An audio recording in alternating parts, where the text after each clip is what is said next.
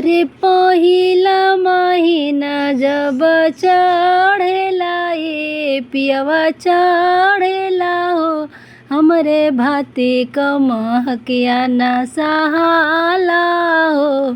पियवा भाते क महकिया ना सहाला ए पियवा भाते क महकिया ना सहाला हो।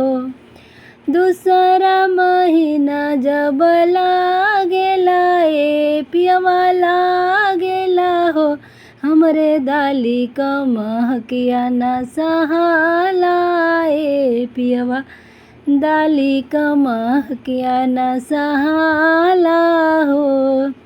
तीसरा महीना जब लागेला ए पियवा लागेला हो, हमरे सब्जी क महकिया ना सहाला ए पियवा सब्जी क महकिया ना सहाला हो। चौथा महीना जब लागेला हो, पियवा लागेला हो, हमरा चटनी चाटत दिनवा जाला हो। पियवा चटनी चाटत दिनवा जाला हो, पियवा चटनी चाटत। पाँचवा महीनवा जब लागेला ए पियवा लागेला हो, हमरे सासू जी क बोलिया ना सहाला ए पियवा सासू जी क बोलिया ना सहाला हो। छठवा महीना जब लागेला ए पियवा लागेला हो, हमरा गोतनी के बोलिया ना सहाला ए पियवा जेठनी के बोलिया ना सहाला हो।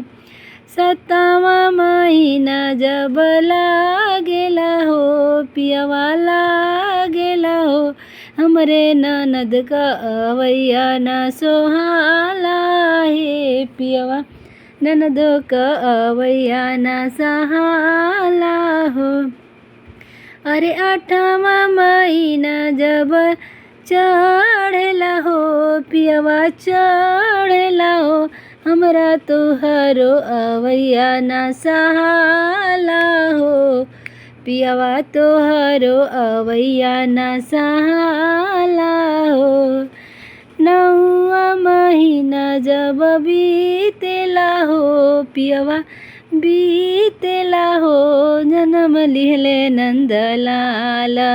नौवा महीना जब बीतेला हो, पियवा बीतेला हो, जन्म लिहले नंदलाल।